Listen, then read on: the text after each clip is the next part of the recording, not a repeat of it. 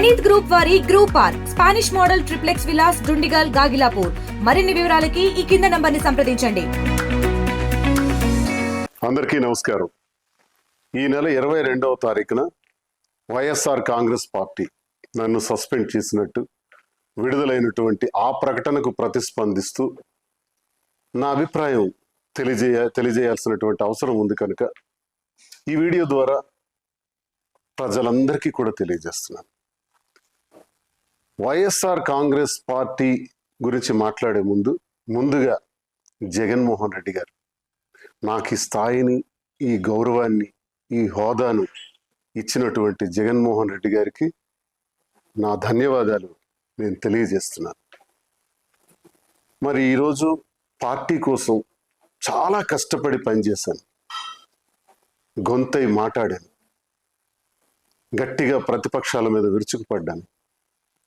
ఎంతో కష్టపడి పనిచేసినటువంటి నాకు అకారణంగా వ్యక్తిగత కారణాలు అన్నటువంటి కారణంతో నాకు సస్పెండ్ చేశారని తెలిసింది. అయితే ఇందుకు నేను పార్టీ నాకు అందించినటువంటి సహకారం, రాజశేఖర్ రెడ్డి గారితో అడుగులు వేసిన నేను, జగన్మోహన్ రెడ్డి గారితో నడుస్తున్న నేను, నా హృదయంలో జగన్మోహన్ రెడ్డి గారు ఇప్పుడు కూడా చిరస్మరణీయులు.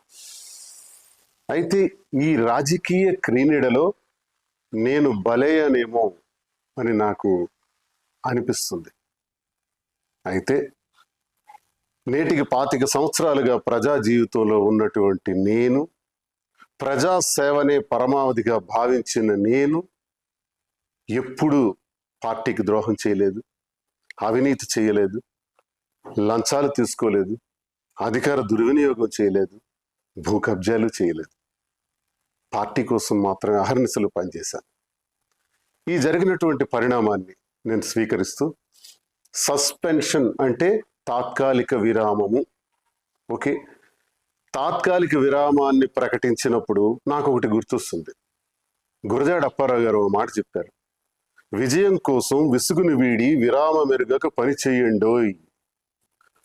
పని చేస్తాను, కష్టపడి పని చేస్తాను, స్వతంత్రుడిగా, తటస్థునిగా, నా ప్రజల కోసం, నాకు నమ్ముకున్న గ్రామాల కోసం, నా పైన ఆధారపడి ఉన్నటువంటి కార్యకర్తల కోసం, అభిమానుల కోసం నిరంతరం మరింత రెట్టింపు ఉత్సాహంతో పనిచేస్తానని, ఎవ్వరూ ఆందోళన చెందవలసిన అవసరం లేదని, నా అభిమానులందరూ కూడా ధైర్యంగా ఉండాలని, గ్రామాన మళ్ళీ తిరుగుతాను, ప్రతి ఇంటికి ఈ దువ్వాడ శ్రీనివాస్ వస్తాడు, ప్రజలతో నేరుగా సంబంధాలు ఉన్నటువంటి నేను ఏ ఒక్కరిని విడిచిపెట్టేది లేదని, కష్టపడి పనిచేస్తానని, అన్నింటికీ కాలమే తీర్పు చెబుతుందని నమ్మిన నేను, మరి ప్రజలందరికీ ఇంతవరకు నాకు ఈ గౌరవాన్ని ఇచ్చినటువంటి ప్రజల్ని నేను ఎప్పుడూ మర్చిపోలేను. ముఖ్యంగా టెక్కలి నియోజకవర్గ ప్రజలు,